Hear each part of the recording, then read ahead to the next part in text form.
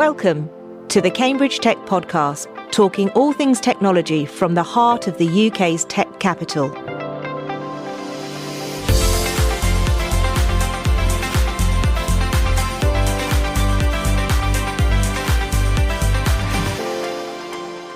Here are your hosts, Faye Holland and James Parton. Hi, I'm James. And I'm Faye. So other than the fact that we're sitting together as we record the Form the Future annual conference, which will be a future episode, what else have you been doing this week? This week has been another Trinity Bradfield Prize intensive week. So we're right in the middle of our workshops with student applicants, which have been going really, really well. That's been a lot of fun. And lots of prep for the podcast, lots of Bradfield stuff, just, endless. Busy. Endless end of year stuff. It's gone manic again, uncontrollably busy. So the start of the week, I went to Norwich, actually, for the Innovation Hot House event, which 21 to Watch was partnered with. It was really good.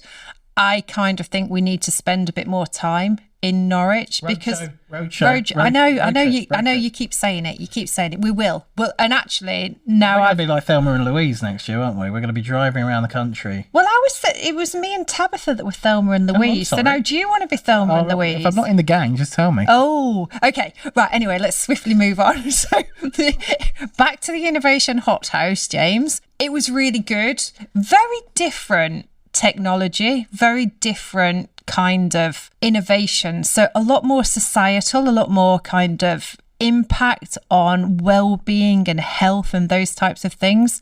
But there was some really interesting stuff that I'm sure we can pick up on future podcasts. A company called Opau, who actually were in the top 3. That was Waterless Beauty, which was really interesting. For me, they were the most disruptive one. An agri-tech company that's predicting crop profiles, which again is something very relevant, definitely across the east of England. We've got a big agri-tech hub around here. And then there was one on male fertility as well, which was really interesting. So it was good. It was a really good day, and I met loads of people that I'd never met before, which for me is really interesting. So I did that. I was at the Bradfield Centre on Wednesday. I did my last confidentiality comms clinic of the year. So 40 out of 40 appointments of helping people. And I actually had a really interesting conversation with one person who's setting up a tech company. Brilliant at the tech, no idea about marketing. So it was a perfect one to kind of end the comms clinic ones with. So that was that. And then we have news, don't we? As always. No, but we have news. I think the podcast has news.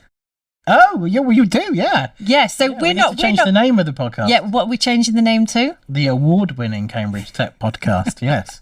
Yes. So Connect Health Tech, they named us community champions for our support of the ecosystem, which is it's really lovely because that's exactly what we set up the podcast to do, to really showcase and engage, the community and provide them insights. So I think we're really pleased, aren't we? Yeah, we're very proud and humbled by that, so thank you very much. Indeed. And if you want to find out who else was nominated and who won, just go to Connect Health Tech or use the hashtag CommunityAwards23. And well done to everyone else who was recognised. Let's move on to the rest of today's news. Japanese car giant Mazda has strengthened its partnership with Cambridge automotive tech pioneer Second Mind by investing in a new $16 million funding round.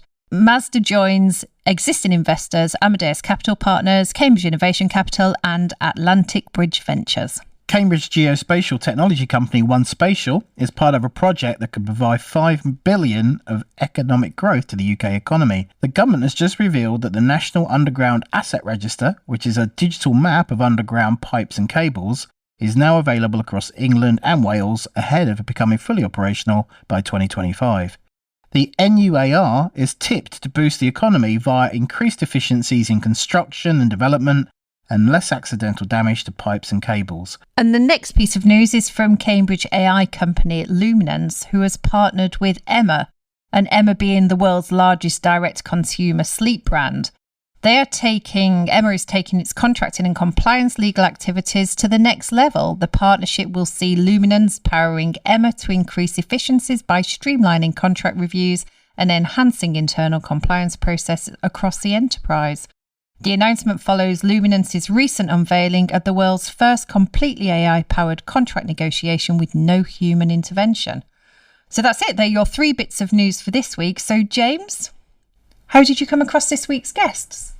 Yeah, it's a really interesting active study at the University of Cambridge who are partnering with Cambridge consultants, and it's the meeting of key issues facing society today: mental well-being, AI and technology. Michelle Lim reached out to us to talk more about it.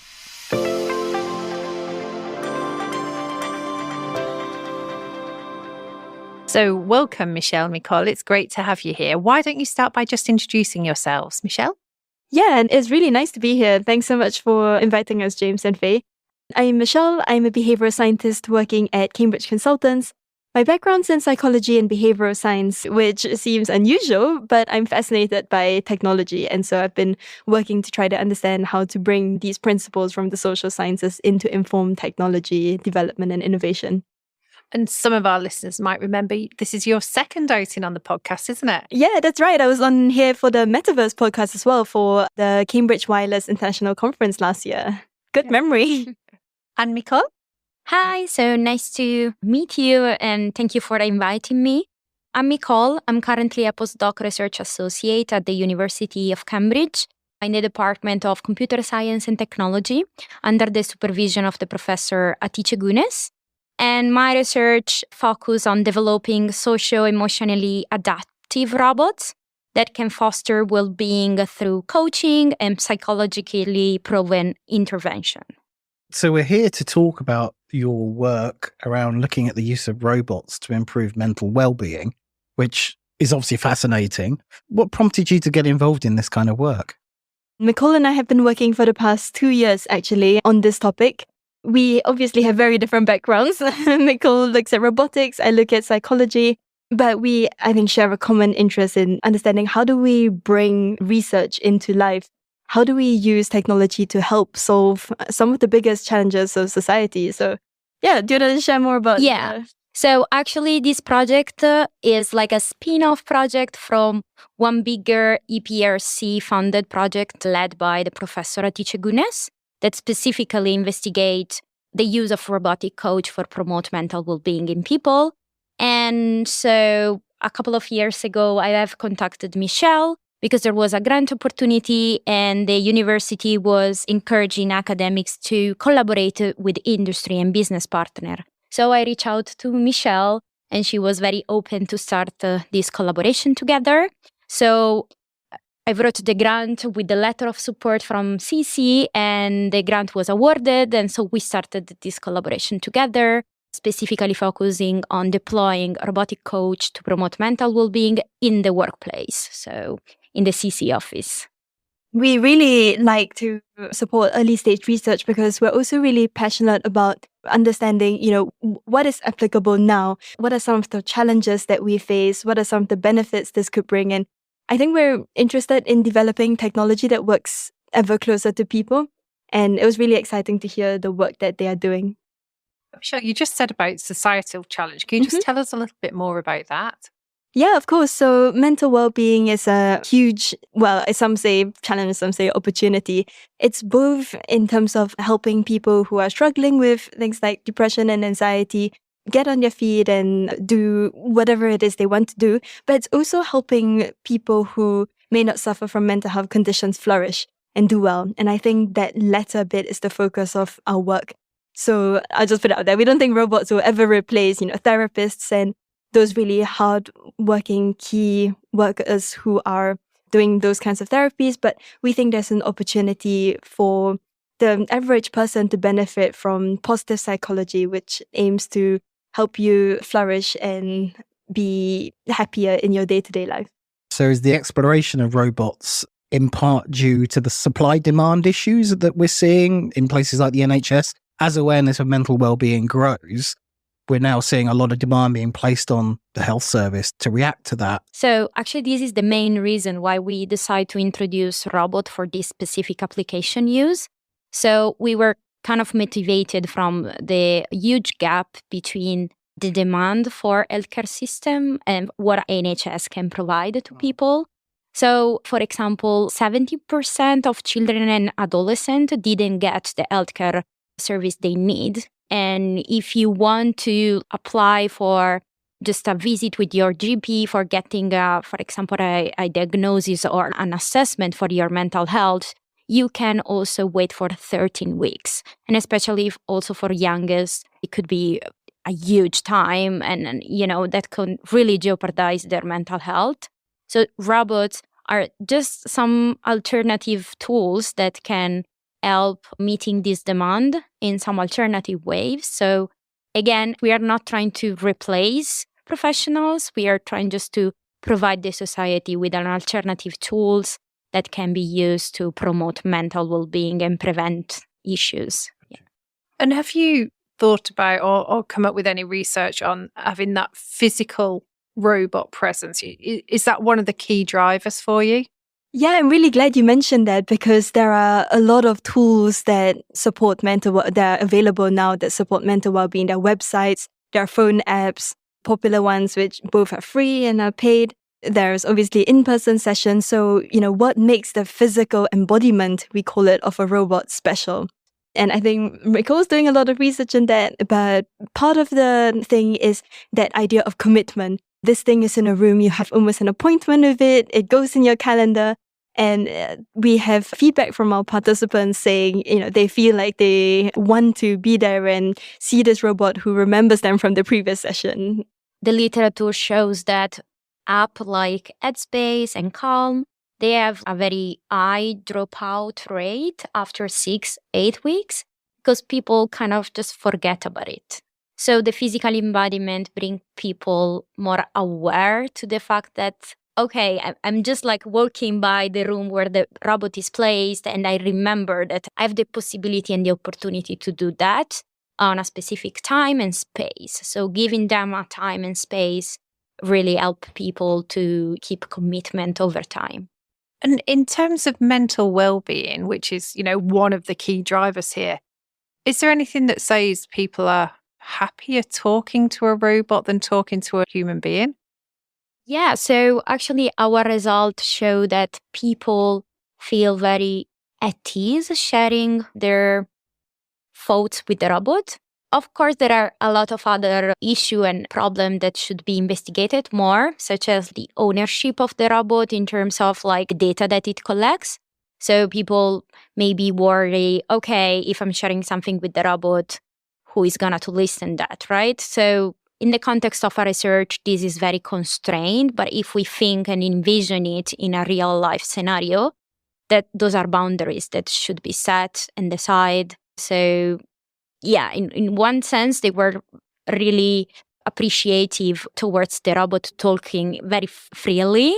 On the other hand, there are more questions to be solved around data transparencies and liability. The idea of, privacy and who controls the data, that is not a new problem.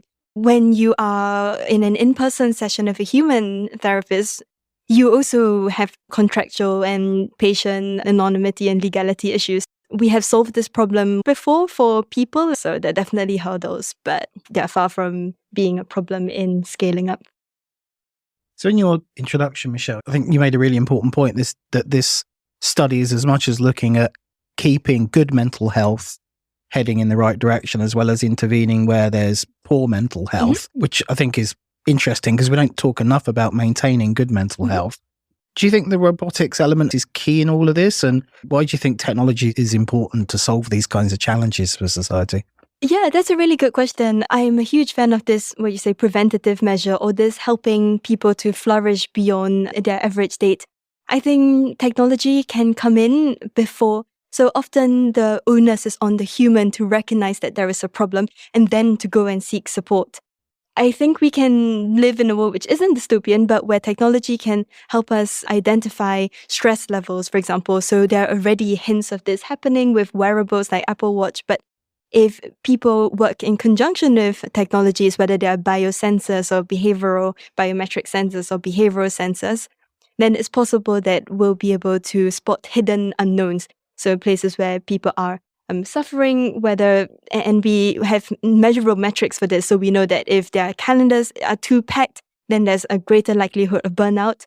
and we can be more sensitive and more adaptive, essentially, to preventing and catching problems sooner and working in conjunction with the person to figure out what the best solutions are before they burn out and crash and burn. So what are the actual capabilities of the robot? What can it actually do? How does it, display emotions, pull out those inputs from the patients? So there are many different robotic platforms. They market what are called social robots, so like robots that has the appearance of a humanoid. But there are not that many. So we have also a limited choice among which we can pick our robotic hardware, for example. And all of them have different characteristics. So the robot we use with the CC was like a childlike robot that has a screen on the face. So we could control facial expression, lip sync, and anything related to that. And it has neck degree of freedom, so you can tilt the head or nod. And it has arm degree of freedom in the shoulder and in the elbows. So, the range of motion were like basically on the upper body of the robot, while it cannot walk, right? But it doesn't really matter for the application case we have in mind. But there are other robots, for example, Pepper, or now that maybe they are more known by the public, it's like they are still humanoid robot, but they have not controllable face. So the face is static, it's just all a plastic face, right?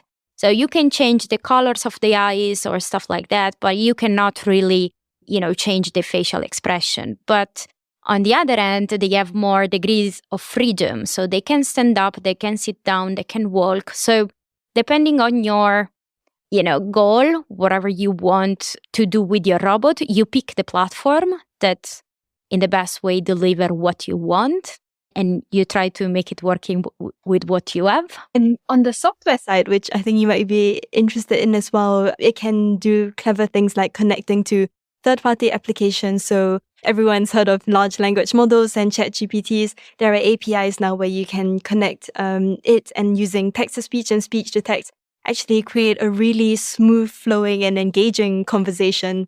So that is really new and I think quite an exciting capability for a lot of people looking at mental well-being as an application, because ChatGPT by itself may not be exactly right, but you can put meta prompts, you can fine-tune it to operate within certain parameters. And that is an exciting development that I think people have still yet to explore the full potential of.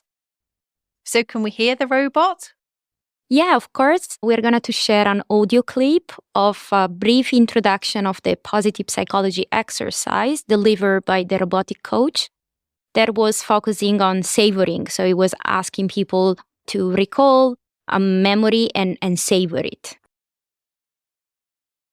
Hi, my name is Bobby. What is your name? Hi, my name is Michelle. Nice to meet you, Michelle. So we're going to do 4 sessions of positive psychology practices. You may already be familiar with some of these exercises, but it can be useful to do them again. To remind you, the aim of positive psychology is to guide you towards focusing on positive things in your life. Often, the negative things in our life can get a lot of our attention, while the positive things are harder to focus on. Focusing on the positive can help increase happiness and life satisfaction. So in total, we'll be doing 4 sessions together with 4 different exercises. Is that okay? Yeah, that's fine by me.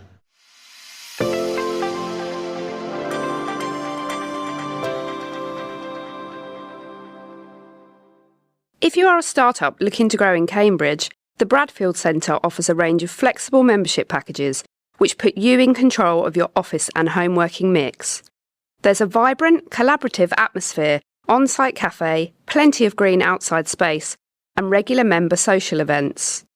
We also offer a range of high-quality meeting spaces for hire, and for tech event organisers, our auditorium, lakeside pavilion, and atrium spaces are perfect to bring your communities together for in-person and hybrid events.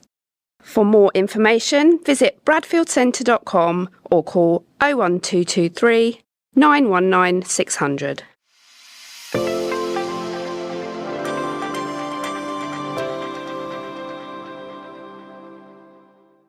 we're probably right at the beginning of something here. So what features do you think would make a substantial improvement to the experience? And from what you're seeing on the technology, on the software and hardware side, where do you think we are over the next 12, 18, 24 months? I think we all agree robots can replace a human connection, but where the future is going, I think, is on studying what makes a human connection. So just like how, you asked a lot about physical embodiment and why that's important. And while we know that, for children, for adults as well, it's important, we don't necessarily yet know exactly what it is that makes it special. So there's a lot of research on, technology-mediated presence, for example. So the idea is as you go from in-person to telemedicine, for example, to even to the future of virtual reality, immersive experience, and how technology and their own presence comes into this. I think there are some unanswered questions there. What I'm particularly interested in is on this deeper level of human connection. So at the moment, I think you can develop a really good listener. So someone who understands what you're saying with large language models, can ask great follow-up questions. But I think the next step is having that memory of the person, having that level of personalization. So if you get more data about the person, just like any good human therapist, the answers will be ever more relevant and ever better. And that real-time adaptive feedback encompassing both the memory of the person as well as the domain knowledge of a therapist, I think that's where an interesting advancement would be. Do you see these robots as being specialized for just this task in the same way that you would go to see a therapist? Or can you see a more generalist robot that you might have in the home doing different tasks, but could also act as a mental wellbeing coach at the same time? This is a broader question. I was reading a paper about it recently. There are different people who think about how maybe large language models can solve a lot of things versus smaller specialized AI models. I'm more of the opinion that we would be interacting with many small and more specialized to the task AI models, which maybe talk to an interface that is based off large language model that can interact with you. So I think there would be aspects of your life which would be, say this is a mental well-being, and they know a lot about you in that domain, but they don't necessarily know how good you are at your job, for example, or at cooking or whatever. And I think it's more likely that there will be specialized models for each particular aspect of life and each task that perhaps interface to a more global system that can tap on these through integrated systems to help you. How does that apply to the physical robot? Would you see multiple robots in a home doing specific tasks? So just one therapist robot, or would you see more of a generalist piece of hardware that can do multiple things? I kind of agree with Michelle. So I do see also some more computational challenges in having a generic kind of model, because the context matters. So if you are at home, maybe you want your robot to accomplish specific task that could be play the music or, I don't know, playing some games. While if we are in a more, let's say, well-being context, the main idea is that the robot can help you as a coach. So it has a different purpose. And also in terms of data-driven models, this is something that should be taken into account, because the data that fed the models to learn how to behave depends on the context. So this is also where other issue related to fairness came to place. So if we are using some data that are already biased, for example, they contain data of more males than female, then our model will learn from those data and it will be biased as well. So in the same way, if we are training our model in an home context, it will deliver very well home context task, but not in such same way like a therapeutic one. So we should be very careful, because what we are teaching our model is based on the data we are feeding it with. So I think another challenge for the future is around ethics, around fairness. Whenever we are designing such technology, we should ask a lot of questions. Is our model fair? Is our model treating every participant in the same way? So we have recently actually got also a Best Paper Award in Responsible AI in the Affective Computing and Intelligence Interaction Conference for a paper highlighting this aspect of fairness. So we actually collect a data set of a professional delivering a mental well-being session to participants, and we highlight how the model was aimed to predict mental well-being of people given the nonverbal behavior, so facial expression, speech, blah, blah. And what we found out was that the model was biased. So we kind of showcase how can we take action, implementing some bias mitigation technique to avoid that to happen in real-world application sensitive as mental well-being. I think this is an interesting way where academia and industry has to work together and does collide also. We're also doing really interesting work on what we call AI assurance. So the idea that AI giving you inherently stochastic responses, how do you know that, the data is all there? How do you know that it is reliable? It is not being maliciously manipulated for whatever reason. And so being able to ensure that your system is fair, but in practice and operation is also working as it should be. I think that's also an interesting challenge, and both industry and academia would really benefit from having an opinion on this. Oh, good. It's a classic case of you've got to make sure it's tech for good. Yeah. So thank you. I think that's been really interesting. You've given us a good overview on the research collaboration. And I think that, like you've just said, Michelle, business, academia coming together, it's really important. Where can people find the research if they want to dig a little deeper into your work? So I'm going to start from a more academic point of view. You can find our scientific paper. Most of them are open access. You can Google them and find them. If you are interested in this specific topic, you can check HRI conferences, affective computing and intelligence interaction conferences, and Roman conference. So those are all conferences that publish in this research topic. And then especially in Cambridge, there are plenty of event-based opportunities. Yeah, and Cambridge Consultants also has a group called Human Machine Understanding, which I'm part of. This is a passionate topic of us, not just applying technology to mental well-being, but applying technology to automation challenges, to challenges where we want to help support people empathetically do the right thing. So, not just from a command and control point of view, but from shared mental models, so from understanding the task and the person. So we publish a lot of work on our website as well, insights pieces, collaborations with other universities, things like that. So, final question. I mean, whilst this is still at the research stage, have you thought ahead to potential commercial routes of the technology, the software, the hardware? My point of view is more research-wise, so I'm not really into business, but I would love this research to move forwards and go to the market. And actually, there are a lot of products already on the market. I think research and our collaboration aims to lay the foundation for people to begin picking up insights. So how, if you are developing your own platform, your own app, your own robotic system for children, for elderly, for whatever, what are some things you should take into consideration, like physical form factors, like ethics, like linking to large language models. So I think we want to lay the foundation for future work to take place. Well, fantastic. I mean, thanks both of you for spending some time with us today. Thank you very much. Have a good day. Thank you.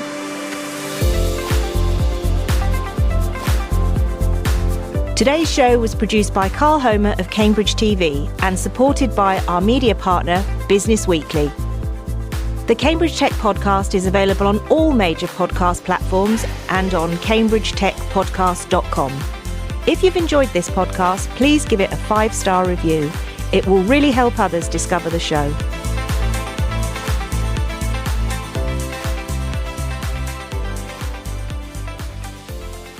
Winter Comfort is the day support service for people facing homelessness in Cambridge. We offer advice and support to help people restore their sense of dignity, of control and hope. Winter Comfort helps rebuild lives. Visit wintercomfort.org.uk to find out how you can help us to help those in greatest need in our community.